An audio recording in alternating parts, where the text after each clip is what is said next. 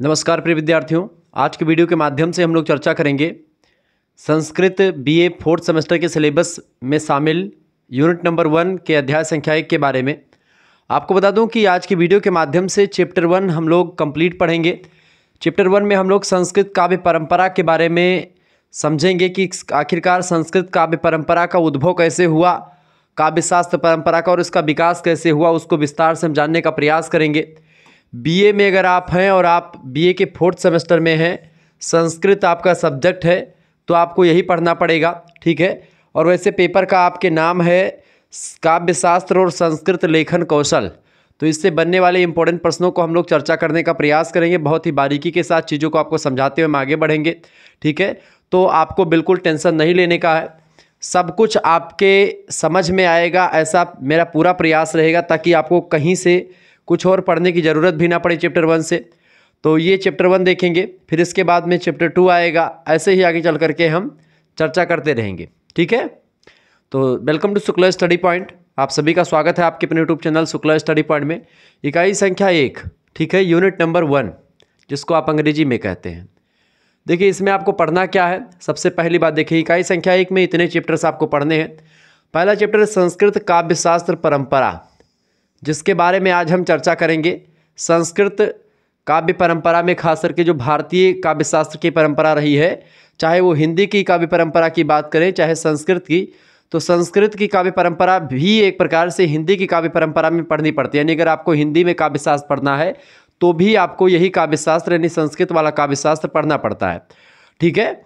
जिसमें आपके लगभग आप मान करके चलो कि 1500 वर्षों का जो इतिहास है वो संस्कृत काव्य परंपरा का इतिहास है, जिसमें काव्य हेतु, काव्य प्रतिभा, काव्य का सृजन कैसे किया जाता है, क्यों किया जाता है, काव्य के तमाम प्रकार के रूप होते हैं, काव्य दोष क्या है, काव्य गुण क्या है, ऐसे तमाम प्रकार के काव्य को जो है किसी ने रीति को काव्य की आत्मा माना, किसी ने अलंकार को माना, किसी ने रस को माना, किसी ने वक्रोक्ति को माना, किसी ने ध्वनि को माना, ठीक है। अलग अलग विद्वानों ने बेसिकली 6 संप्रदाय आपको मिलेंगे इसमें, ठीक है। इन 1500 वर्षों में 6 संप्रदाय में जैसे आप देखते हैं, सबसे पहले हैं रस संप्रदाय के प्रणेता।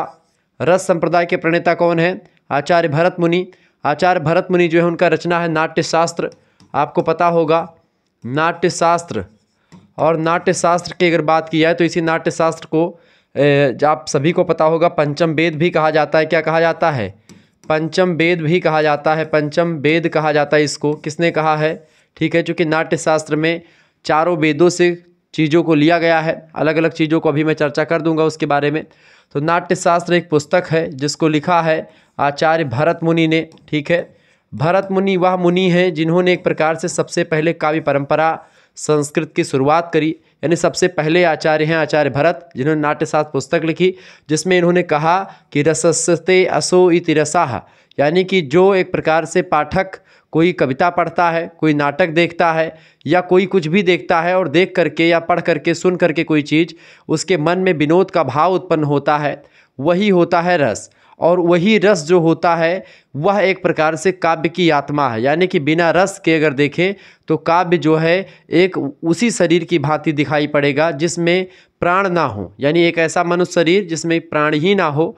जिस तरीके से बिना प्राण के मनुष्य का शरीर निरर्थक माना जाता है, ठीक उसी प्रकार से काव्य शास्त्र के दृष्टिकोण से अगर देखें और आचार्य भरत मुनि के अकॉर्डिंग अगर देखें तो ये कहते हैं कि ठीक उसी प्रकार से मनुष्य जिस तरीके से निरर्थक होता है मनुष्य शरीर बिना आत्मा के, ठीक उसी प्रकार से काव्य शास्त्र अधूरा रहता है या काव्य शास्त्र उसी शव की भांति हो जाता है बिना रस के, ठीक है। काव्य ऐसा किसने बताया? आचार्य भरत मुनि ने बताया। आपको पता होगा आत्मा अजर अमर और अविनाशी है, ठीक इसी प्रकार से कविताएं तो मर जाती हैं, कविताएं आप भूल सकते हैं, लेकिन उससे जो आप आनंदित या आपका जो दृष्टिकोण बदलेगा, आप उससे जो प्रभावित होगे उन कविताओं से, वो आपका कोई नहीं मार पाएगा। यानी जिस तरीके से आत्मा, गीता में भगवान श्री कृष्ण भी कहते हैं कि नैनम छिद्दन्ति शस्त्राणि नैनम दहति पावकः न चैनम क्लेदयन्ते आपो न शोषयति मारुतः। यानी कि नैनम माने होता है आत्मा, नैनम छिद्दन्ति शस्त्राणि यानी नैनों को, नैन माने आत्मा को शस्त्रों के द्वारा भेदा नहीं जा सकता, नैनम दहती पावका, यानी आत्मा को अग्नि के द्वारा जलाया भी नहीं जा सकता। नैनम न चैनम क्लेदयन्ति आपो ना शोषयत मारुतः, यानी इसको जल में भी डुबोया नहीं जा सकता या इसमें जो है गीला नहीं किया जा सकता, वायु इसको उड़ा नहीं सकती या सुखा नहीं सकती। इस प्रकार से नाना प्रकार के यत्नों के बाद में भी आत्मा अजर, अमर और अविनाशी है। अजर माने होता है जो कभी जरा अवस्था को ना प्राप्त हो, यानी कि वृद्ध अवस्था में न जाए। अमर यानी जो कभी मरे ना। आ माने होता नहीं ना, ठीक है, ना मरने वाला हो। अविनाशी जिसका विनाश ना हो। इस तरीके से रस होता है एक काव्य के लिए, ऐसा भरत मुनि कहते हैं। भरत मुनि के बाद आप देखते हैं जैसे कि आचार्य भामह का नाम बड़ा प्रसिद्ध है। आज तो इन सभी के बारे में चर्चा करेंगे। जैसे भामह की बात की तो भामह जो है ये अलंकार को जो है काव्य की याद में बताते, कहते हैं अलंकरोति इति अलंकाराः। अलंकार जो होता है, जिस तरीके से कि स्त्री जो होती है वो बिना गहनों के अधूरी लगती है, बिना मेकअप के अधूरी लगती है, ठीक इसी प्रकार से जब तक काव्य पर अलंकार रूपी मेकअप नहीं होता, अलंकार रूपी श्रृंगार नहीं होता है, अलंकरण नहीं होता, तब तक वो महिला उतनी खूबसूरत नहीं प्रतीत होती है मेरे प्यारे दोस्तों। ठीक इसी प्रकार से जब तक काव्य में अलंकारों का समावेश बहुत बेहतर ढंग से नहीं होता है, काव्य नीरसता की ओर अग्रसर होता जाता है। और काव्य नीरस ना हो इसके लिए जरूरी है कि उसमें अलंकार का होना बहुत जरूरी है। यानी काव्य को काव्य में या काव्य की आत्मा अलंकार को आचार्य भामह कहते हैं। ठीक है, आचार्य भामह बड़े फेमस हैं। आचार्य दंडी भी भामह के पद चिन्हों पर आगे बढ़ते हैं। ऐसे ही भामह के बाद में आप देखते हैं रीति संप्रदाय आता है। रीति संप्रदाय की अगर बात की जाए तो रीति संप्रदाय के आचार्य हैं आचार्य बामन। ठीक है, आचार्य बामन का नाम आप लोगों ने सुना होगा। आचार्य बामन रीति संप्रदाय के आचार्य हैं। ठीक है, रीति संप्रदाय के को इन्होंने कहा कि रीति जो होती है वो काव्य की आत्मा है।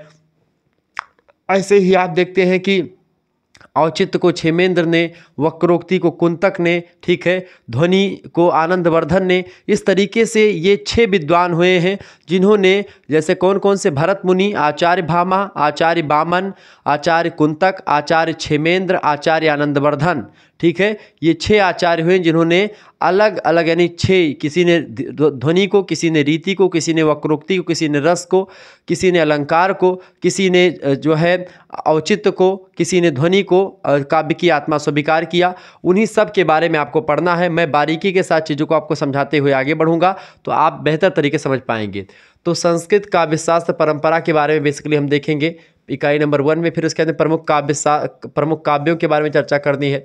शास्त्रीय ग्रंथ बहुत सारे हैं, आचार्य जो शास्त्रीय ग्रंथों के उनके बारे में, खास करके आचार्यों में आचार्य भामह अलंकार संप्रदाय के, दंडी भी अलंकार, और दंडी बेसिकली काव्यादर्श नाम की पुस्तक लिखते हैं। ठीक है, और बड़े फेमस व्यक्ति हैं आचार्य दंडी। इन्होंने कई मुद्दों पर काम किया है। आचार्य बामन रीति संप्रदाय के प्रवर्तक हैं। आनंदवर्धन जो है ध्वनि संप्रदाय के प्रवर्तक हैं। आप ऐसे याद रखिएगा, जब अभी आनंद होता है तो ध्वनि उत्पन्न होती है। किसी न किसी ध्वनि सुनने के बाद में आप आनंदित होते हैं। ऐसे आप मान करके चलो कि जब डीजे बजता है उसकी ध्वनि आपके कानों में आती है तब आप आनंदित होते हैं। तो ध्वनि संप्रदाय के प्रणेता कौन हुए? आनंदवर्धन हो गए। ठीक है, ऐसे ही आचार्य मम्मट हैं, आचार्य कुंतक हैं। ठीक है, कुंतक कर लीजिए कहाँ पर, आचार्य कुंतक, आचार्य क्षेमेंद्र, विश्वनाथ। ये साहित्य दर्पण एक पुस्तक है, बड़ी फेमस पुस्तक है, लिख लीजिएगा। साहित्य दर्पण नाम की पुस्तक है, परीक्षा में प्रश्न खूब पूछा जाता है ऑब्जेक्टिव में। साहित्य दर्पण पुस्तक के लेखक ये हैं विश्वनाथ। इसके अलावा आपके ये नगन्नाथ नहीं है, जगन्नाथ। ठीक है, जगन्नाथ, आचार्य जगन्नाथ, विश्वनाथ, आचार्य क्षेमेंद्र, आचार्य कुंतक, आचार्य मम्मट, आनंदवर्धन, बामन, दंडी, भामह। ठीक है, ये सब बड़े फेमस जो है विद्वान माने जाते हैं अपने अपने क्षेत्र के। ठीक है, सबके बारे में हम चर्चा करने का प्रयास करेंगे और बहुत ही बारीकी के साथ चीज़ों को आपको समझाते हुए आगे बढ़ना है। क्लियर? तो आज का जो वीडियो है उसमें हम लोग चर्चा करेंगे भारतीय काव्यशास्त्र की जो परंपरा रही है उसके बारे में। एक एक परंपरा का जो है अध्ययन करते हम आगे बढ़ेंगे। एक एक विद्वानों के तमाम प्रकार के विचारों को देखते हुए हम आगे बढ़ने वाले हैं। तो आप सभी लोग वीडियो को लाइक कर दीजिएगा, चैनल पर अगर नए हैं तो सब्सक्राइब भी कर दीजिएगा। क्लियर? ये बात ध्यान रखेंगे। तो भारतीय काव्यशास्त्र की परंपरा को जरा हम थोड़ा सा देख लेते हैं। देखिए, हेडिंग डालेंगे भारतीय काव्यशास्त्र की परंपरा। ठीक है, लिखेंगे भारत में काव्यशास्त्र की अपनी एक समृद्ध परंपरा रही है। समृद्ध माने ठीक ठाक परंपरा रही है, एक लंबा इतिहास रहा है साहित्य की, एक प्रकार से चीज़ों को आगे बढ़ने में। यह निर्विवाद सत्य है कि काव्य की रचना पहले होती है और उसका मूल्यांकन बाद में होता है। ये सभी विद्वानों ने माना कि सबसे पहले काव्य की रचना करी जाती है, काव्य रचना करने के बाद में उसका फिर मूल्यांकन किया जाता है, तमाम प्रकार के पॉइंट ऑफ व्यू से, तमाम दृष्टियों से उसका मूल्यांकन किया जाता है। जब एक प्रकार से काव्य की रचना हो जाती है उसके बाद मूल्यांकन के लिए किसी काव्य का मूल्यांकन करना, मूल्य का अंकन, यानी कि वह काव्य कहाँ तक सटीक है, कहाँ तक सही है, उसको जांचने परखने का तरीका मूल्यांकन कहलाता है। तो मूल्यांकन के लिए शास्त्रीय नियमों का या मानव मूल्यों की आवश्यकता होती है, चूँकि शास्त्रीय नियमों या मानव मूल्यों को ही आधार बना करके हम ये चेक करते हैं कि ये हमारे लिए उपयोगी है, सही है कि नहीं सही है। ठीक है, इस तरीके से संसार में जितनी भी समृद्ध भाषाएं हैं उन सबकी जब पूर्ण समृद्धि हो गई, उनकी सृजन प्रक्रिया में जब विविधता या विधात्मक विविधता आ गई, तब उसका मूल्यांकन करने वाले किसी या किन्हीं कसौटियों की आवश्यकता अनुभव की जाने लगी कि किन कसौटियों पर किसको आधार बना करके आखिरकार किसी चीज़ की आलोचना करी जानी चाहिए। इसकी जो है चीज़ें सामने आने लगी कि भाई आवश्यकता पड़ने लगी कि हमको एक ऐसी कसौटी चाहिए, ऐसे मानदंड चाहिए जिसको आधार बना करके हमें डिसाइड कर सके कि कौन सा काव्य अच्छा है और कौन सा काव्य बुरा है। ठीक है, फलतः प्रत्येक देश में काव्यशास्त्र का उदय हुआ और हिंदी के समक्ष संस्कृत काव्यशास्त्र ही रहा है। ठीक है, यानी कि हिंदी का काव्यशास्त्र भी संस्कृत काव्यशास्त्र से ही एक प्रकार से नाता रहा है, क्योंकि हिंदी संस्कृत आपस में आप मान कर चलो कि एक माता है, एक उसकी पुत्री है। ठीक है, इस तरीके का संबंध रहा है। क्योंकि संस्कृत से कौन सी भाषा बनी, देखिए संस्कृत से बनी है भाषा कौन सी, संस्कृत के बाद में आती है पाली भाषा। ठीक है, पाली से बनी प्राकृत। ठीक है, प्राकृत से बनी अपभ्रंश। ठीक है, कौन सी बनी अपभ्रंश, अपभ्रंश से बनी आपकी हिंदी। ठीक है, कौन सी बनी, हिंदी। तो इस तरीके से हिंदी की जो बनने की प्रक्रिया है ये संस्कृत की ही प्रक्रिया है, क्योंकि जननी जन्मभूमिश्च च स्वर्गादपि गरीयसी, तो जननी है सभी भाषाओं की संस्कृत। कैसे, संस्कृत की अगर बात की जाए तो भाषा सुमुख्या मधुरा दिव्या गीर्वाण भारती तस्या ही मधुरम काव्यम तस्मादपि सुभाषितम। भाषाओं में मुख्य, मधुर और गीर्वाण भारती, ये देवताओं की भाषा कही जाने वाली है संस्कृत भाषा, जिसमें तस्या ही मधुरम काव्यम, इसमें जो काव्य वर्णित हैं बड़े ही मधुर हैं। तस्या ही मधुरम काव्यम तस्मादपि सुभाषितम, और इसमें जो एक प्रकार से पढ़ने में इसको बहुत ही सुभाषित लगता है, सुनने में बड़ा मज़ा आता है। जब आप संस्कृत के श्लोकों को बोलते हैं तो बड़ा मज़ा आता है। कैसे कि नयनम छिदन शस्त्राणी, ऐसे जब इसको पढ़ो, या यत्र योगेश्वरा किशड़ो यत्र पार्थो धनुर्धरहा तत्र श्री विजय विभूति ही ध्रुवा नीति मतिर्ममः। जब संस्कृत के श्लोकों को आप पढ़ते हैं तो बड़ा ही आनंदित होता है, पूरा वातावरण जो है बड़ा ज़बरदस्त तरीके से गुंजारमान हो जाता है। जिस तरीके से एक भंवरा जब कानों के पास से गुजरता है तो एक अजीब टाइप की झनकार आती है, तो उसी टाइप की कानों में झनकार संस्कृत के श्लोकों को पढ़ने के बाद में उत्पन्न होती है। मेरे प्यारे दोस्तों, ये होता है संस्कृत का ये संस्कृत का जो इफेक्ट होता है, प्रभाव होता है। तो संस्कृत से हिंदी बनी, इस वजह से हिंदी का काव्यशास्त्र भी संस्कृत के काव्यशास्त्र से ही जुड़ा रहा है। ठीक है, तो इस तरीके से काव्यशास्त्र का अनुभव होने लगा। काव्यशास्त्र वह कसौटी है जिस कसौटी पर हम चीज़ों को रख करके, रचना को रख करके यह जानते हैं कि फला नाम की रचना किन किन उद्देश्यों को पूरा करती है, या फला रचना अपने उद्देश्यों को कंप्लीट कर पा रही है कि नहीं कर पा रही है। इन चीज़ों का पता लगा पाते हैं हम काव्यशास्त्र के कसौटियों पर जो हम उतरते हैं। ठीक है, काव्यशास्त्र का मूल आधार और प्रारंभ कैसे हुआ इसको समझते हैं। हेडिंग डालेंगे। देखिए, भारतीय काव्यशास्त्र का मूल आधार संस्कृत भाषा है। संस्कृत में काव्यशास्त्रीय परंपराओं का शुभारंभ कब हुआ, आज निश्चित रूप से कुछ नहीं कहा जा सकता कि कब हुआ। आज काव्य के क्षेत्र में ऋग्वेद, व्याकरण के क्षेत्र में अष्टाध्यायी, मतलब सबसे प्राचीन ग्रंथ जो है काव्य के क्षेत्र में ऋग्वेद का स्थान सबसे प्राचीन है कि ऋग्वेद सबसे पहले लिखा गया। व्याकरण के क्षेत्र में अगर देखें तो पाणिनि नाम के एक विद्वान हैं, उनकी अष्टाध्यायी रचना बड़ी फेमस है। इसके अलावा महाभाष्य जो पतंजलि की रचना है भी बड़ी फेमस है। और उसके बाद में निरुक्त तमाम प्रकार के लिखे गए निघंटु आदि, इसी प्रकार राजनीतिक क्षेत्रों में कौटिल्य आप देखेंगे अर्थशास्त्र के रचयिता रहे हैं। आयुर्वेद आप देखते हैं उसमें चरक मुनि रहे हैं, सुश्रुत और चरक ये आयुर्वेद के बड़े ज्ञाता रहे हैं। तो ये सब अपने आप में प्राचीनता की अनुभव, प्राचीन संस्कृत के ग्रंथ हैं जो कि बताते हैं कि हाँ भाई बहुत पहले से लिखा जा रहा है। ठीक है, उनके आधार पर यह कहा जा सकता है कि बहुत पहले से ही यहाँ भारतीय काव्यशास्त्र की परंपरा का प्रारंभ हो गया होगा, परंतु आज उसका कोई प्रत्यक्ष रूप उपलब्ध नहीं हो पाता है पुराने ज़माने का। आचार्य भरत मुनि के नाट्य शास्त्र के अध्ययन से ही यह स्पष्ट आभासित होता है कि उनसे पूर्व भी काव्यशास्त्र का आरंभ हो चुका था। भरत मुनि से पहले भी पता चलता है उनकी रचना साहित्य, मतलब कि जब आप नाट्य शास्त्र को पढ़ते हैं तो उसमें पता चल जाता है कि भाई हाँ, उसमें मतलब उससे पहले भी काव्यशास्त्र रहा होगा भरत मुनि से, लेकिन जो वास्तविक धरातल पर काव्यशास्त्र को लाते हैं या वास्तविकता से परिचय करवाते हैं वह एक प्रकार से आचार्य भरत मुनि ही रहे हैं। अतः संक्षेप में यही कहा जा सकता है कि काव्यशास्त्र की परंपरा अत्यंत प्राचीन है, पुरानी है, जिसका कोई एक प्रकार से प्राचीनता का जो है पता नहीं चलता है। लेकिन हाँ, भरत मुनि से अगर हम देखें तो एक व्यवस्थित क्रम में काव्यशास्त्र आगे बढ़ता है। अगर आपको जो है सभी सब्जेक्ट के साथ हमारे साथ जुड़ना है, क्लासेस आपको लेनी है या फिर आपको पीडीएफ वगैरह प्राप्त करनी है, मॉडल पेपर रिवीजन क्लास सबकी क्लासेस होंगी, उन सभी का पीडीएफ आपको मिलेगा। SMS करें 9161936062 पर। एक सब्जेक्ट नहीं बल्कि सभी सब्जेक्ट की क्लासेस आपको मिलेगी, Hindi, Sanskrit, geography, political science. ठीक है, तो अपना नाम, अपनी यूनिवर्सिटी का नाम और अपने सब्जेक्ट के नेम लिख करके भेज दीजिएगा। सभी सब्जेक्ट, आपका इकोनॉमिक्स की भी क्लास होगी, साइकोलॉजी की भी होगी, सभी सब्जेक्ट की आपको क्लास मिलेगी, तो किसी प्रकार की कोई दिक्कत नहीं। को करिकुलर भी आपको मिल जाएगा, जो आपका होगा सब कुछ मिलेगा। आपके पास एक स्कैनर भेजा जाएगा, उसी स्कैनर पर मात्र आपको 100 रुपीज़ पेमेंट कर देने होंगे। उसके बाद में आपको व्हाट्सएप ग्रुप से जोड़ दिया जाएगा। वहाँ पर आपको क्या मिलेगा, जैसे जब भी लाइव क्लास होगी तो उसकी लाइव क्लास की लिंक आपको ग्रुप में मिलेगी, वीडियो लेक्चर्स उसके बाद में आपको वो मिल जाएंगी, प्ले लिस्ट की लिंक मिलेगी। उसके बाद में उस वीडियो की PDF नोट्स भी आपको मिल जाएंगे। PDF के साथ साथ आपको यहाँ पर जो है मॉडल पेपर तैयार किए जा रहे हैं उसकी PDF भी मिलेगी, वीडियो भी मिलेगी, रिवीजन क्लास की वीडियो PDF सब कुछ आपको मिलेगी। देखिए, वीडियो वैसे यूट्यूब पर भी आपको अधिकतर अवेलेबल हो जाएंगी, लेकिन जो उसके PDF होगी वो केवल व्हाट्सएप ग्रुप में ही मिलेगी। तो ये PDF नोट्स के लिए अगर आपको जुड़ना है तो जुड़ सकते हैं। वैसे जो कुछ क्लासेस प्राइवेट अगर होंगी संस्कृत की तो वो भी क्लासेस आपको यहाँ पर मिल जाएंगी। ठीक है, क्योंकि सारी क्लासेस यूट्यूब पर दे पाना मुश्किल हो पाता है, तो ऐसे में जो क्लासेस प्राइवेट होंगी वो प्राइवेट क्लासेस भी आपको यहाँ पर मिल जाएंगी। तो सभी सब्जेक्ट, इसमें एक सब्जेक्ट नहीं बल्कि 3 मेजर सब्जेक्ट, 1 माइनर सब्जेक्ट, 1 को करिकुलर सब्जेक्ट, सभी की तैयारी आपकी हो जाएगी। तो जिन बच्चों को जुड़ना है फटाफट से SMS करके जुड़ जाएं। सभी यूनिवर्सिटीज़ के लिए वैध सिलेबस है, फटाफट से आप जुड़ जाएं। नेशनल एजुकेशन पॉलिसी 2020 के अंतर्गत या सिलेबस जो है बनाया गया था उसी के अकॉर्डिंग मैं पढ़ा रहा हूँ। ठीक है, चले अब हम भरत मुनि से पूर्व काव्य शास्त्रियों को समझते हैं, फिर भरत मुनि के बाद में या फिर उनके बारे में चर्चा करने का प्रयास करते हैं। हेडिंग डालेंगे, भारत मुनि से पहले के काव्य शास्त्र जो रहा है वो कैसा रहा। देखिए, आज यद्यपि भारत से मतलब कि भरत से पूर्व किसी आचार्य की काव्य शास्त्रीय ग्रंथ सुलभ नहीं है, यानी यहाँ पर भरत कर लेंगे, यानी भरत से पहले का काव्य शास्त्र कोई मिलता नहीं है।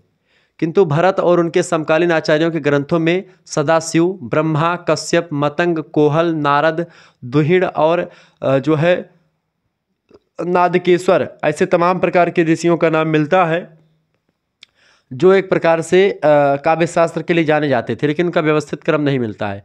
भामा ने अपने पूर्ववर्ती विद्वानों में मेघ विरुद्ध, दंडी ने कश्यप के बारे में, वरुचि के बारे में, ब्रह्मदत्त और नंद स्वामी तथा राजशेखर एक व्यक्ति है, उन्होंने कहा कि जो है सहसलाभ के बारे में, सहसलाक्ष के बारे में, स्वर्णनाम के बारे में, चित्रांगद के बारे में तमाम जो है बारे में बताया। ठीक है, इन सभी नामों को सम्मान से लिया कि ये सब हमसे पहले आचार्य रहे हैं, लेकिन इन सभी का जो उपलब्ध ग्रंथ है वो नहीं मिल पाता है। इन आचार्यों के न केवल नाम बल्कि कुछ पद्य भी थोड़े बहुत मिलते हैं, लेकिन इनका पूरा ग्रंथ नहीं मिल पाता। ये पद्य जो है इस बात के सूचक हैं कि भारतीय काव्यशास्त्र ईसा पूर्व समृद्ध अवस्था में था, यानी ईसा मसीह के जन्म से पहले भी भारतीय काव्यशास्त्र चल रहा था। ठीक है, भरत मुनि तो एक व्यवस्थित क्रम में आकर के उसको सजाते हैं काव्यशास्त्र को, लेकिन उनसे पहले भी काव्यशास्त्र जो है भारत में रहा था। ठीक है, इसकी जानकारी हमको काव्यशास्त्रियों खास करके चाहे वो भामा हो गए, चाहे दंडी हो गए, चाहे स्वयं भरत मुनि हो गए, इन सभी से जानकारी मिलती है। ठीक है, काव्यशास्त्र की दीर्घ परंपरा, हेडिंग डालेंगे। देखिए, भारतीय काव्यशास्त्र के प्रारंभिक स्वरूप पर डॉक्टर कृष्ण बल ने अपने ढंग से विचार किया है। वो कहते हैं कि भारतीय काव्यशास्त्र का मूल निश्चय ही वेदों में नहीं है, यानी वेदों से इसका भारतीय काव्यशास्त्र का कोई संबंध नहीं है, वेदों में इसका मूल नहीं मिलता है। कतिपय विद्वानों ने ऋग्वेद में उपमा और अतिशयोक्ति आदि अलंकारों की प्रयुक्ति तथा उपमा शब्द का उपस्थिति के आधार पर भारतीय काव्यशास्त्र के प्रारंभिक चिंतन के बीच वैदिक वाङ्मय में देखे हैं। यानी जो है वैदिक शास्त्र में या वेदों में, खास करके उपनिषदों में हमको एक प्रकार से क्या मिलता है, हमको जानकारी मिलती है उपमा और अतिशयोक्ति अलंकारों के बारे में। उपमा और अतिशयोक्ति अलंकार ऋग्वेद में भी वर्णित हैं, उपमा शब्द का भी प्रयोग किया गया, तो वैदिक वाङ्मय में ऐसा कुछ विद्वान बताते हैं। किंतु यह सब जो है आपुष्ट मतलब कि ऊहापोह मात्र है। ऊहापोह मतलब कि बस केवल मनगढ़ंत चीज़ें हैं, इसका कोई जानकारी या फैक्ट ऐसी चीज़ें नहीं प्राप्त हुई हैं जिसके आधार पर हम एकदम दावा ठोक सकें। प्राचीन का व्याकरण शास्त्र में अवश्य ही अलंकार विवेचन के स्पष्ट संकेत मिलते हैं। यास्क नाम के विद्वान ने उपमा के भेदोपभेद का वर्णन किया। पाणिनि ने सभी उपमा संबंधी मतलब कि उपमेतज, उपमान आदि शब्दों का व्यवहार किया। इसके अतिरिक्त पतंजलि की जो महाभाष्य नाम की रचना है उसमें इनकी चर्चा मिलती है। किंतु उक्त व्याकरणों के कृतित्व में मूल दृष्टि व्याकरणनिष्ठ है। इसमें काव्य का शास्त्रीय विवेचन नहीं प्रस्तुत किया गया है। यह व्याकरणिक ग्रंथ जरूर हो सकते हैं, लेकिन काव्य को लेकर के, काव्य कैसे किया जाए, काव्य के गुण दोष विवेचन या काव्य में जो सब शक्तियाँ होती हैं, विधा लक्षण और व्यंजना, इनका प्रयोग कैसे करना है, इन पर उतना फोकस नहीं होता है। शास्त्रीय विवेचन का व्यवस्थित उपक्रम इनमें नहीं मिलता है। संदर्भ सर्वर्थ व्याकरण ही रहा है, काव्य इसमें नहीं रहा है। पंडित बलदेव उपाध्याय ने वाल्मीकि को भारतवर्ष का प्रथम आलोचक सिद्ध करने का प्रयत्न किया। वाल्मीकि कौन? वही महर्षि वाल्मीकि जिन्होंने रामायण महाकाव्य लिखा। ठीक है। बड़ी गंभीरता से परवर्ती अलंकारियों को उनका ऋषि घोषित किया गया, किंतु पंडित जी की इस संपत्ति, खासकर के बलदेव उपाध्याय जी की जो सम्मति है, इसको काव्यशास्त्र का इतिहासविद वैज्ञानिक निष्ठा से ग्रहण नहीं कर पाते हैं। यानी इसको लोग नकारते भी हैं और कुछ लोग ग्रहण करते, कुछ लोग इसको नकार भी देते हैं। यानी इसको लेकर के भी विवाद रहा है। ठीक है, ये इसका उद्भव को लेकर के यहाँ पर चीज़ें चल रही हैं। डॉक्टर रामचंद्र वर्मा की धारणा यह है कि भारतीय काव्यशास्त्र का प्रणयन जो हुआ है वो विक्रम के आरंभ काल से मतलब कि आद्य अवधि यानी अब तक चलता आ रहा है। 150 ईसा पूर्व में निबद्ध रुद्रदामन या रुद्रामन के गिरनार पर्वत पर जो उत्कित शिलालेख है उसमें गद्य पद्य आदि काव्य भेदों को स्फुट, मधुर, कांत और उदार आदि काव्य गुणों के उल्लेख से ईसा पूर्व में काव्यशास्त्रीय सिद्धांतों का प्रतिपादन सिद्ध होता है। चूँकि रुद्रदामन का जो एक प्रकार से रुद्रदामन का जो गिरनार अभिलेख है वहाँ से हमको गद्य और पद्य के काव्य भेद जो बताए गए हैं, जिसमें स्फुट काव्य, मधुर, कांत, उदार ऐसे काव्य गुणों के बारे में वर्णन है, इसके बारे में जानकारी मिलती है। अतः हम कह सकते हैं कि रुद्रदामन के गिरनार अभिलेख से हमको सबसे पहले 150 ईसा पूर्व यानी 150 ईसा मसीह के जन्म से 150 ईसा पूर्व 150 साल पहले ईसा मसीह के जन्म के, ठीक है, हमको काव्यशास्त्र के बारे में जानकारी हो गई थी, ऐसा डॉक्टर रामचंद्र वर्मा कहते हैं। ठीक है, लगभग 2000 वर्षों के निर्माण को अध्ययन की सुविधा के लिए डॉक्टर रामचंद्र वर्मा ने 4 भागों में विभाजित कर दिया है। किसको? इसी काव्यशास्त्र के इतिहास को रामचंद्र वर्मा ने बहुत सटीक तरीके से बताया। पहला काल है परिवर्तन काल, दूसरा काल है प्रतिपादित काल या प्रतिपादक काल, तीसरा है व्याख्या काल और चौथा है भाषा काल। इस तरीके से परिवर्तन काल, प्रतिपादित काल, व्याख्या काल और भाषा काल, इस तरीके से इन्होंने 4 भागों में डॉक्टर रामचंद्र वर्मा ने इसको बांटा भारतीय काव्यशास्त्र के इतिहास को। इस प्रकार काव्यशास्त्र की दीर्घ परंपरा को निम्न शीर्षक उपशीर्षकों के द्वारा हम समझ सकते हैं, विवेचित कर सकते हैं। आइए एक एक करके हम चीज़ों को जानने का प्रयास करते हैं। सबसे पहले विद्वान हुए हैं काव्यशास्त्रियों में, वो हैं भरत मुनि। काव्यशास्त्र के प्रवर्तक रहे हैं आचार्य भरत मुनि। इन्हीं के बारे में सबसे पहले समझते हैं, फिर इसके बाद में भामह के बारे में, दंडी के बारे में, सबके बारे में चर्चा करते हैं, आगे बढ़ेंगे। देखिए, काव्यशास्त्र के प्रवर्तक भरत मुनि। वास्तविकता यह है बेटा कि इस देश में काव्यशास्त्रीय चिंतन की शुरुआत नाट्य विवेचन के संदर्भ में से हुई, यानी कि नाटकों के रूपों के बारे में, नाटक कैसे किया जाए उससे हुई है। भरत मुनि का नाट्यशास्त्र ही निस्संदेह भारतीय काव्यशास्त्र का पहला प्रमाणिक और व्यवस्थित ग्रंथ माना जाता है, जो कि प्रमाणिक भी और व्यवस्थित भी, सिस्टमेटिकल वे में है। यह ठीक है कि स्वयं भरत मुनि ने अपने पूर्ववर्ती नंदिकेश्वर आदि आचार्यों का उल्लेख किया है अपने ग्रंथों में, किंतु काव्यशास्त्र का व्यवस्थित और क्रमिक परंपरा भरत मुनि से ही प्रारंभ होती है, ऐसा सभी विद्वान एकमत होकर के मुहर लगा देते हैं। प्रमुख रूप से भरत मुनि का नाट्यशास्त्र नाटक के ही विविध पक्षों का विवेचन प्रस्तुत करता है, नाटक के बारे में बताता है, किंतु उसमें नाट्य सहयोगी तत्वों के रूप में संगीत भी आपको दिखता है, यानी कि नाटक को सफल बनाने के लिए संगीत भी नाटक में होना जरूरी है। और नृत्यादि ललित कलाओं का भी विशद विवेचन मिलता है। नृत्य आदि ललित कलाएं, मतलब नृत्य आदि, ठीक है, नृत्य आदि मतलब नृत्य आदि, नृत्य और गायन ये सब भी नाटक में चलता है, ठीक है। ग्रंथ से स्पष्ट होता है भरत मुनि के नाट्यशास्त्र की भारत ने रस को ही समस्त ललित कलाओं का प्राण तत्व माना है। जितनी भी ललित कलाएं हैं उन सभी में रस का होना बड़ा जरूरी है। गन्ने के रस की बात नहीं हो रही है यहाँ पर, बात हो रही चीज़ों को पढ़ करके जब आनंदित आप महसूस होते हैं उस प्रकार की रस हो रही है। रसस्ते असो इति रसः, जिसको पढ़ने से एकदम से मंत्रमुग्ध हो जाता है व्यक्ति, उस रस की बात हो रही है, ठीक है। नाट्यशास्त्र के 6ठे और 7वें अध्याय में रस और भाव का स्तुत का गंभीर विवेचन किया गया है। 16वें अध्याय में नाट्यशास्त्र में देखेंगे, जो कि भरत मुनि की रचना है, उसमें वाचिक अभिनय के संबंध में 4 अलंकार देंगे। वाचिक अभिनय मतलब होता है जो बोल करके अभिनय किया जाता है, उस प्रकार का अभिनय, ठीक है। तो वाचिक अभिनय के संबंध में 4 अलंकार और 10 गुण, ठीक है। वाचिक अलंकारों में खास करके वाचिक अभिनय में 4 अलंकार, 10 गुण और 10 दोषों का विवेचन किया गया है जो कि काव्य के होते हैं। इससे स्पष्ट होता है कि आचार्य भरत ने एक साथ ही रस और अलंकार की व्यवस्थित विवेचन की पीठिका तैयार कर दी थी। नाट्यशास्त्र का वर्तमान रूप अनेक शताब्दियों की प्रतिभा का क्रमिक विकसित प्रतीत होता है। इस विषय में डॉक्टर कृष्ण बल की मान्यता है कि उनका अपना महत्व है, कि मतलब कि उनका मत जो है अपना, वो कहते हैं जो कृष्ण बल ने कहा था उसका अपना महत्व है। डॉक्टर कृष्ण बल ने भारतीय काव्यशास्त्र के विकास की चर्चा करते हुए अपना मत प्रस्तुत किया और लिखा कि कस के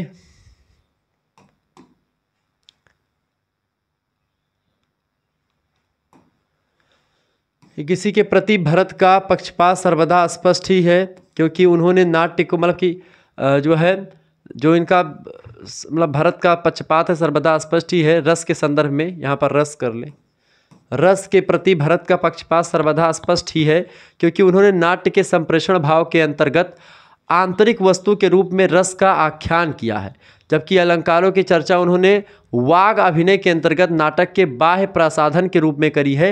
यानी अलंकारों को एक बाहरी तत्व के रूप में, जैसे शरीर का एक हाथ हो गया अलंकार, ऐसा बताया है, लेकिन रस को इन्होंने शरीर की आत्मा स्वीकार किया है, ठीक है, काव्य की आत्मा बताया है। इस प्रकार उनकी दृष्टि में रस तो मूलतः संप्रेष्य वस्तु है, किंतु अलंकार संप्रेषण के माध्यम का प्रसाधन मात्र है, यानी एक इकाई या एक वस्तु है, वो एक प्रकार से उतनी इंपॉर्टेंट भूमिका नहीं निभाता जितनी इंपॉर्टेंट भूमिका निभाता है ये आपका रस, ठीक है। तो ये काव्य शास्त्र को लेकर के भरत मुनि के कुछ विचार हो गए जो मैंने आपको बताए।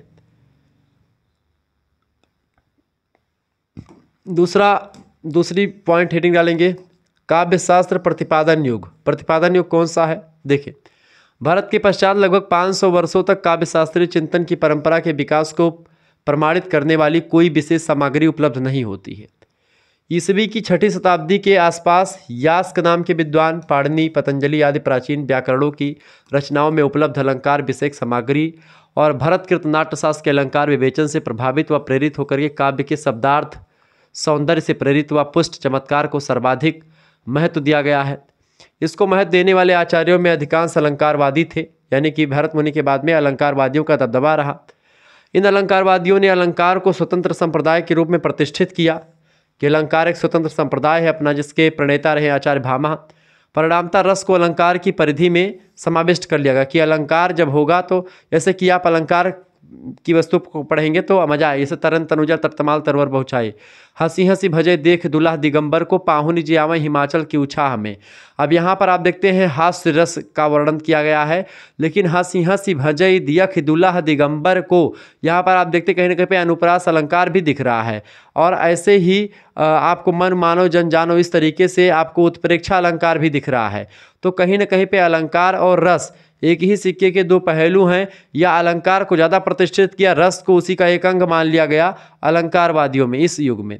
इस प्रकार रस के द्वारा प्रवर्तित रसवाद इन देहवादी आचार्यों के बल पर मतवाद के संबंध में द्वंद्व पड़ गया। अलंकारवादियों ने रस की उपादेयता केवल नाट्य के परिवेश में ही स्वीकार की। काव्य में वे चमत्कार को ही सर्वस्व मानते रहे हैं, ठीक है। चमत्कार माने अलंकार को चमत्कार कहते हैं। इसमें भी कई सारे हैं काव्यात्मा विषयक मान्यताओं का विकास, जिन्होंने काव्य की आत्मा को लेकर के तो अलग अलग विद्वानों ने अपने अपने हिसाब से बताया कि काव्य की आत्मा कौन कौन से हैं। यही सब आपको लिखना है, पढ़ना है। देखिए, ईसा की 5वीं सदी के उपरांत 11वीं सदी तक की अवधि में काव्यशास्त्र के विवेचन का पर्याप्त विकास हुआ। यह भामा, दंडी, उद्भट, वामन, रुद्रट, आनंदवर्धन, कुंतक और आचार्य क्षेमेंद्र प्रभृति प्रतिभाशाली काव्यशास्त्रियों का समय है। इन विद्वान चिंतकों ने काव्यात्मा विषयक अपनी अपनी 6 मान्यताओं दी है। अलंकार संप्रदाय को आचार्य भामा एक प्रकार से बताते हैं, ठीक है। रीति संप्रदाय आचार्य वामन, ध्वनि आचार्य आनंदवर्धन, वक्रोक्ति कुंतक, औचित्य क्षेमेंद्र, ठीक है। और रस की प्रतिष्ठा रस संप्रदाय आचार्य भरत मुनि, ठीक है। तो इस तरीके से आप देखें तो ये सब आपके हो गए, ठीक है। 6ठी से 9वीं शताब्दी के पूर्वार्ध तक अलंकार संप्रदाय के पक्षधर और पोषक आचार्यों ने काफ़ी काम किया। इसमें आचार्य भामा, दंडी, उद्भट और रुद्रट के नाम विशेष महत्वपूर्ण है, चूँकि इन लोगों ने अलंकार को प्रतिष्ठा दी काव्य आत्मा के रूप में। भामा पहले आचार्य थे जिन्होंने अलंकारवाद की स्पष्ट और वैज्ञानिक व्याख्या प्रस्तुत की, इसीलिए आचार्य भामा को अलंकार संप्रदाय का प्रवर्तक माना जाता है, ठीक है। भामा और दंडी की उपलब्धियां क्या रही हैं? देखिए, भामा और दंडी की उपलब्धियां। आचार्य भामा का प्रसिद्ध ग्रंथ है काव्य अलंकार। इसके अंतर्गत यह अध्यात्मों में क्रमशः काव्य शरीर, अलंकार, दोष, न्याय निर्णय तथा शब्द शुद्धि का विवेचन इन्होंने अपने ग्रंथ अलंकार मतलब कि काव्य अलंकार में किया है। काव्य शास्त्र के विकास में भामा की 2 उपलब्धियां प्रमुख हैं। पहली ये कि उन्होंने काव्य गुणों का भरत के द्वारा रूपित 10 गुणों की अपेक्षा कहीं अधिक वैज्ञानिक वर्गीकरण किया है। यानी जहाँ भरत मुनि ने केवल 10 गुणों की बात करी थी, वहाँ पर उन्होंने एक व्यवस्थित तरीके से गुणों को लेकर के काफ़ी काम किया। उनके द्वारा प्रतिपादित खास करके माधुर्य गुण, ओज गुण और प्रसाद ही कालांतर में मान्य हुए। यानी कि आज यही गुण 3 गुण केवल बताए इन्होंने, कौन कौन से? माधुर्य गुण, ओज गुण और प्रसाद गुण। यही 3 गुण काव्य में आज भी देखने को मिलते हैं। दूसरी बात इन्होंने क्या बताई कि दूसरी उपलब्धि इनकी ये रही कि भामा ने वक्रोक्ति को सभी अलंकारों का मूल बतलाया। यानी वक्रोक्ति अलंकार सभी अलंकारों का मूल है, यानी वक्रोक्ति से ही सारे अलंकार की उपज हुई है, ठीक है। इसी से प्रेरणा ग्रहण करके 400 वर्ष बाद आचार्य कुंतक ने वक्रोक्ति सिद्धांत का प्रवर्तन किया। तो वक्रोक्ति जो है ये एक प्रकार से आचार्य कुंतक ने वक्रोक्ति संप्रदाय का सृजन किया और वक्रोक्ति को काव्य की आत्मा स्वीकार किया, ठीक है। आचार्य कुंतक ने वक्रोक्ति और क्षेमेंद्र की अगर बात किया तो उन्होंने क्या किया? औचित्य क्षेमेंद्र, तो औचित्य संप्रदाय क्षेमेंद्र का है, वक्रोक्ति कुंतक का है, ध्वनि आनंदवर्धन का है, रस भरत मुनि का है और आपका जो अलंकार है वो आचार्य भामा का है, ठीक है। इस तरीके से 6 संप्रदाय में पूरा का पूरा काव्यशास्त्र आप बांट करके समझ सकते हो। अलंकार संप्रदाय में अगर बात करें बेटा, तो अलंकार संप्रदाय में भामा के बाद दूसरा महत्वपूर्ण आचार्य दंडी होते हैं, ठीक है। इनकी प्रसिद्ध ग्रंथ है काव्यादर्श, दंडी की रचना है। इसमें जिन तत्वों का विवेचन इन्होंने किया है, इसमें काव्य लक्षण, काव्य भेद, काव्य रीति, काव्य गुण, काव्य अलंकार, यमक, चित्रबंध और प्रहेजिका, तमाम प्रकार की चीज़ों के बारे में बताया है। दोषों का विवेचन भी दंडी ने किया है, काव्य दोषों के बारे में भी बताया है। उद्भट भी इसी परंपरा के प्रमुख आचार्य हैं। इनका ग्रंथ काव्य अलंकार सार संग्रह है उद्भट का। तो आपसे ऑब्जेक्टिव में प्रश्न पूछा जाता है कि उद्भट का ग्रंथ कौन सा है, तो आप बताएंगे काव्य अलंकार सार संग्रह। काव्य अलंकार जो है पुस्तक किसकी है? भामा की है। काव्यादर्श दंडी की पुस्तक है। नाट्यशास्त्र भरत मुनि की पुस्तक है। क्लियर? इनका विवेचन भी भामा और दंडी से पूरी तरह प्रभावित था, यानी भामा और दंडी से प्रभावित थे कौन? जो उद्भट थे। इसके बाद में आते हैं रुद्रट और उनके परवर्ती आचार्य। रुद्रट की अगर बात की जाए तो भामा और दंडी के समकालीन ही थे आचार्य रुद्रट, जो मूलतः भामा से ही प्रभावित थे, भामा के विचारों को आगे बढ़ाते हैं। अलंकारवादी होकर के भी रस के प्रति इनकी दृष्टि उदार रही, यानी रस को भी इन्होंने काफ़ी हद तक मान्यता दी है। इनका काव्य अलंकार प्रसिद्ध अलंकार ग्रंथ है। काव्य अलंकार सूत्रवृत्ति इनका ग्रंथ है रुद्रट का। इनके संबंध में डॉक्टर कृष्ण बल का मत है कि रुद्रट के अलंकार विवेचन की विशेषता यह है कि इन्होंने वास्तव में औपम्य, अतिशय और श्लेष नामक अलंकार के मूल तत्वों का स्थिरीकरण और वर्गीकरण किया। साथ ही इन्होंने कुछ नवीन अलंकारों की प्रकल्पना यानी नए अलंकारों की बात भी करी। रस के संदर्भ में जो है परंपरा अनुमोदित नवरसों के अतिरिक्त इन्होंने नवरस जो आचार्य भरत मुनि ने बताए थे, उसके अलावा इन्होंने प्रियस नामक 10वें रस की उद्भावना का श्रेय भी रुद्रट को ही दिया जाता है। यानी रुद्रट ने प्रियस नाम का दूसरा मतलब कि 10वां रस भी एक प्रकार से बताया। आचार्य रुद्रट के बाद 16वीं शताब्दी तक अलंकार संप्रदाय के सिद्धांतों के विवेचन की परंपरा लगातार चली रही। लोग हुए और उन्होंने अलंकार को सपोर्ट किया, किंतु अलंकारवाद की स्थापना तथा अलंकार सिद्धांत के मूल तत्वों का निर्धारण रुद्रट तक हो गया था। इनके परवर्ती आचार्यों की अगर बात की जाए, रुद्रट के बाद में जो आए उनमें अलंकारों की संख्या में वृद्धि करने का सफल प्रयास असफल प्रयास लोगों ने किया तमाम प्रकार का। अलंकार की परंपरा को दीर्घ अवधि तक अक्षुण्ण रखने का श्रेय 12वीं सदी के जो विद्वान है खास करके रूपक, हेमचंद्र, वाघभट्ट तथा 13वीं शताब्दी के जयदेव और अप्पय दीक्षित नाम के विद्वानों को जाता है। जयदेव की चंद्रालोक नाम की रचना तथा अप्पय दीक्षित की रचना टीका कुवलयानंद ने मध्ययुगीन हिंदी काव्यशास्त्र की को विशेष रूप से प्रभावित किया और अलंकार संप्रदाय से प्रभावित इनकी रचनाएं बड़ी फेमस हुई। इसके बाद में अगला युग आता है आपका काव्यशास्त्र का स्वर्ण युग, जिसको आप कहते हैं। ठीक है, 6ठी शताब्दी में से 9वीं शताब्दी तक का समय अपने अंतिम दिनों में भरत की रसधारा में स्नात हो गया। काव्यशास्त्र के इतिहास में 9वीं शताब्दी से लेकर 11वीं शताब्दी तक का समय स्वर्णयुग के नाम से जाना जाता है। 9वीं शताब्दी मतलब कि अगर मान के चलो 800 ईस्वी से लेकर के और आपका 11वीं शताब्दी मतलब कि आप मान कर चलो कि 1100 ईस्वी तक का, ठीक है, 1100 ईस्वी तक आपका जो समय रहा स्वर्णकाल माना जाता है काव्यशास्त्र का। 9वीं शताब्दी के मध्य में ध्वनि सिद्धांत का प्रवर्तन हुआ। ध्वनि सिद्धांत मतलब आनंदवर्धन ने किया। आनंदवर्धन की प्रतिभा का वरदान रस, अलंकार और नीति की अपेक्षा ध्वनि सिद्धांत को प्रमुखता देता है। इनकी महत्ता का कारण यह सिद्ध हुआ कि इस सिद्धांत में सभी सिद्धांतों की सत्ता को समाविष्ट कर लिया गया। ध्वनि को ही काव्य की आत्मा कहा गया। आनंदवर्धन के अनुसार, आनंदवर्धन कहते हैं वाच्यार्थ के चारुतर, चमत्कारपूर्ण और चावरणीय व्यंग्यार्थ ही ध्वनि है। रस, अलंकार, रीति आदि समस्त काव्य तत्व इसी के व्यापक परिवेश में समाविष्ट हो जाते हैं। यानी ध्वनि के अंतर्गत रस, छंद, अलंकार सब मिल जाते हैं। रस को पुनर्जीवित करने का श्रेय 9वीं शताब्दी के भट्ट लोलट और शंकुक, आचार्य शंकुक को जाता है, जिन्होंने भारत के रस सूत्र की व्याख्या करी। ठीक है, और इन व्याख्यानों के साथ ही संस्कृत रस शास्त्र की विवेचन पद्धति में दर्शन का आधार लिया जाने लगा। रुद्रट वगैरह मतलब कि शंकुक और भट्ट लोलट से। शंकुक के रचना के कुछ वर्ष बाद ही रुद्रभट्ट ने अपने ग्रंथ श्रृंगार तिलक में नवरसों के अंतर्गत श्रृंगार रस का विस्तृत विवेचन किया। इस प्रकार संस्कृत काव्यशास्त्र के इतिहास में ध्वनि सिद्धांत के प्रवर्तन के समय तक रस विवेचन की एक सुनिश्चित परंपरा प्रतिष्ठित हो चुकी थी। इस युग में अलंकार और रस विवेचन के अलावा आचार्य वामन ने रीति सिद्धांत को प्रस्तुत किया। स्वर्ण युग में, ठीक है, 8वीं से 11वीं शताब्दी के बीच में रीति सिद्धांत आया, जिसमें रीति को काव्य की आत्मा बताया गया, आचार्य वामन ने दिया। वामन से पूर्व रीति की सांकेतिक विवेचना भरत मुनि ने, अग्निपुराणकार, इसके अलावा भामा, दंडी, ये सब भी रीति की बात कर चुके थे। पर रीति को विशिष्ट अर्थ प्रदान करने का श्रेय आचार्य वामन को जाता है। इसीलिए रीति संप्रदाय एक चला जिसके आचार्य वामन कहलाए। ठीक है, 9वीं शताब्दी के मध्यकाल में आचार्य आनंदवर्धन ने संस्कृत काव्यशास्त्र के प्रबलतम और सर्वमान्य सिद्धांत ध्वनि सिद्धांत का प्रवर्तन किया। आनंदवर्धन ने, उन्होंने व्याकरण शास्त्र के स्फोटकवाद से प्रेरणा पाकर के ध्वनि सिद्धांत की अभिनव कल्पना करी तथा अलंकार, रीति और रस की महत्ता को पीछे छोड़ करके ध्वनि सिद्धांत की स्थापना करी। आनंदवर्धन की रचना का नाम है ध्वन्यालोक। 4 उद्योतों में बटा हुआ है। प्रथम उद्योत में प्राचीन आचार्यों की ध्वनि विषयक निष्पत्तियों का खंडन किया गया है। द्वितीय और तृतीय अध्याय में ध्वनि के भेदोपभेद और चतुर्थ द्योत्य में ध्वनि के प्रयोजन यानी ध्वनि का प्रयोग कैसे होता है, उसका प्रयोजन कैसे किया जाएगा, उसका विस्तार से वर्णन किया गया है। आनंदवर्धन के बाद के आचार्यों में भरत सूत्र के व्याख्याता भट्टनायक और अभिनवगुप्त का नाम विशेष रूप से उल्लेखनीय है। भट्टनायक के ने भावकत्व और भोजकत्व नामक शक्ति की कल्पना करके ध्वनि के आधार पर व्यंजना के अस्तित्व को भी चुनौती दे डाली। इन चुनौती में ही रस की निष्पत्ति की नई व्याख्या निहित हो गई, जिसे मुक्तिवाद के नाम से जानते हैं। तो मुक्तिवाद देने का श्रेय भी किसको जाता है? भट्टनायक को जाता है। तो इस तरीके से भट्टनायक की क्या देन रही काव्यशास्त्र को, इसको जान लेते हैं। देखिए, भट्टनायक की काव्य संबंधी सबसे बड़ी देन उनकी साधारणीकरण विषयक मान्यता है, जो उन्होंने रस के बारे में बताया।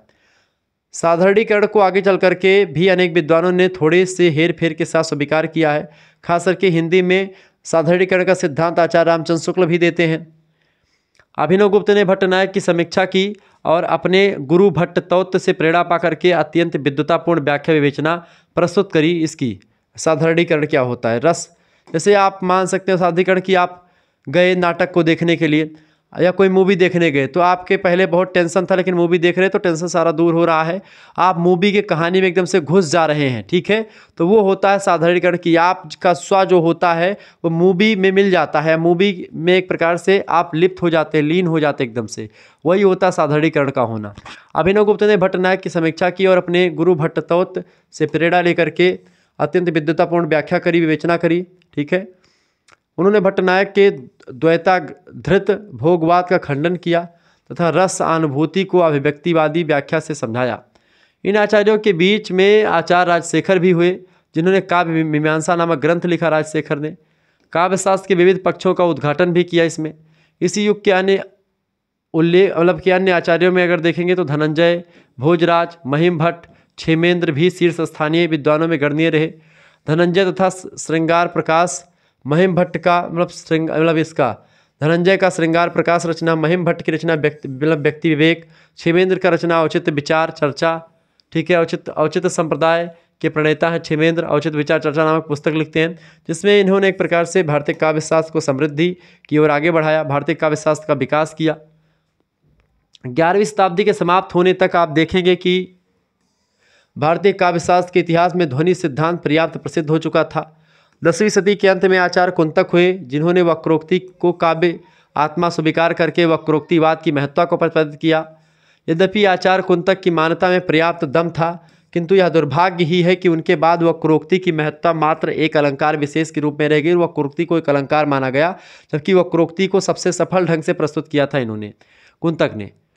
ठीक है, कुंतक के परवर्ती युग में ध्वनि को महत्व दिया जाने लगा। आनंदवर्धन चमक के आए सामने, किंतु इसी समय अलंकारवादी आचार्य भी हुए, खास करके कि काव्य प्रकाश के रचयिता आचार्य मम्मट, रस गंगाधर के रचयिता पंडित राज जगन्नाथ, सभी मतों का प्रख्यान करके ध्वनि विषयक मत को अंतिम रूप में प्रतिष्ठित कर दिया पंडित राज जगन्नाथ ने। ध्वनिवाद के प्रबल समर्थक होने पर भी पंडित राज जगन्नाथ ने रस की उपेक्षा नहीं की, रस को भी ध्वनि के साथ लगाए रखा। ध्वनि के 5 भेदों में रस ध्वनि को सर्वश्रेष्ठ ध्वनि के रूप में पंडित राज जगन्नाथ ने स्वीकार किया कि रस ध्वनि सबसे श्रेष्ठ है। उसकी आत्मा के रूप में रस ध्वनि, अलंकार ध्वनि, इस तरीके से ध्वनियों के बारे में विवेचना करी। उसकी आत्मा के रूप में उन्होंने रस का अत्यंत मार्मिक विवेचन भी प्रस्तुत किया पंडित राज जगन्नाथ ने। पंडित राज जगन्नाथ जो हैं ये एक प्रकार से बड़े फेमस जो है काव्य शास्त्री माने जाते हैं आधुनिक युग के। ठीक है, तो इस तरीके से हमने चीज़ों को पढ़ा। अब इसका थोड़ा सा मूल्यांकन कर लेते हैं। मूल्यांकन और प्रभाव इसका क्या पड़ा। अभी तक हमने विकास समझा किस तरीके से आचार्य भरत मुनि से लेकर के आचार्य जगन्नाथ तक जो लगभग 1500 वर्षों का इतिहास है, उसको हमने कैसे समझा। उपरोक्त विवेचन के आधार पर हम कह सकते हैं कि भरत से लेकर के पंडित राज जगन्नाथ तक संस्कृत काव्य शास्त्र की एक लंबी और क्रमित परंपरा हमको दिखलाई देती है। इस परंपरा में या तो सभी का योगदान विशिष्ट और उल्लेखनीय है, किंतु रस सिद्धांत के तौर पर आचार्य भरत और ध्वनि सिद्धांत के संस्थापक और व्याख्याता आनंदवर्धन का योगदान अधिक रहा है। यानी आचार्य भरत और आचार्य आनंदवर्धन ये दोनों बहुत ही ख्याति प्राप्त विद्वान हुए हैं। भारतीय समीक्षा शास्त्र में रस और ध्वनि को जो मान्यता प्राप्त हुई वह अन्य किसी सिद्धांत को नहीं प्राप्त हुई, चाहे वह अलंकार हो, चाहे वक्रोक्ति हो, चाहे क्षेमेंद्र का को जो है एक प्रकार से औचित्य हो, और संप्रदाय को नहीं मिल सकी। इसका एकमात्र कारण यही रहा कि अन्य काव्यशास्त्री सिद्धांत के बाह्य पक्ष को सजाने संवरने में लगे हुए थे, आंतरिक चीज़ों पर नहीं लगे हुए थे। प्रत्येक काव्यशास्त्री का अपने अपने सिद्धांत को काव्य आत्मा के बिंदु तक ले जाना इस बात का सूचक रहा कि हर कोई अपनी मान्यता को सर्वोपरि रखना चाहता था, दूसरे की मान्यता को ग्रहण नहीं करना चाहते थे लोग। और यही कारण है कि ये लोग एक प्रकार से इस चीज़ को उतना ज़बरदस्त तरीके से नहीं ला पाए सामने। ठीक है, इस बात का सूचक रहा कि हर कोई अपनी मान्यता को सर्वोपरि रखना चाहता था और किसी एक को स्थापित और सत्य को यथावत रूप में स्वीकार करना जो है नहीं चाह रहा था या नहीं सह सक रहा था कि कौन चीज़ कि मैं सभी अपने विचारों को मान रहे थे कि हमारा विचार सत्य है, हमारा विचार सत्य है। ऐसे में जो है ये लोग उतना फेमस नहीं हो पाए। जो भी हो, इतना निश्चित है कि संस्कृत काव्यशास्त्र की परंपरा अत्यंत व्यापक है और सुदीर्घ है, जिसको पढ़ने के लिए बहुत कठिन परिश्रम भी करना पड़ता है। तो इस तरीके से आचार्य भरत मुनि से लेकर के जगन्नाथ तक हमने चीज़ों को समझ लिया। अगला जो चैप्टर आएगा, दूसरे चैप्टर में हम लोग चर्चा करेंगे किसके बारे में। ये आपका पहला चैप्टर होगा जिसमें हम लोगों ने चर्चा करा। अब दूसरा चैप्टर होगा काव्य का स्वरूप। काव्य के स्वरूप को लेकर के सभी विद्वानों ने अपने अपने हिसाब से क्या बातें बताई हैं उसके बारे में हम चर्चा करेंगे, जिसमें हम विस्तार से हर एक विद्वानों से बनने वाले काव्य की आत्मा को लेकर के, जैसे वाक्यम रसात्मकम काव्यम जो किसने कहा, आचार्य विश्वनाथ ने, या फिर जो भी चीज़ें बताई गई किसने किसने क्या क्या कही, सारी बातों पर गौर करेंगे और सबके अर्थ को समझते हुए आगे बढ़ेंगे। तो सेकंड चैप्टर आपका जल्द ही आएगा, उसके लिए आप तैयार ही मिलते हैं फिर नेक्स्ट वीडियो में। तब तक के लिए जय हिंद जय भारत, आप सभी का बहुत बहुत धन्यवाद। तो सेकंड चैप्टर में हम लोग चर्चा करेंगे क्या भाई, सेकंड चैप्टर में हम लोग चर्चा करेंगे काव्य का स्वरूप, विभिन्न आचार्यों के जो मत है काव्य के स्वरूप को लेकर के, कि काव्य का स्वरूप कैसा, उसके बारे में चर्चा करेंगे। मिलते हैं नेक्स्ट वीडियो में, तब तक के लिए जय हिंद जय भारत, आप सभी का बहुत बहुत धन्यवाद। हमारे साथ जुड़ने के लिए इसी प्रकार से अपना प्यार हमेशा बनाए रखेंगे। बहुत बहुत धन्यवाद आप सभी का। वीडियो को लाइक कर दीजिएगा, चैनल पर अगर नए हैं तो सब्सक्राइब कर दीजिएगा। धन्यवाद।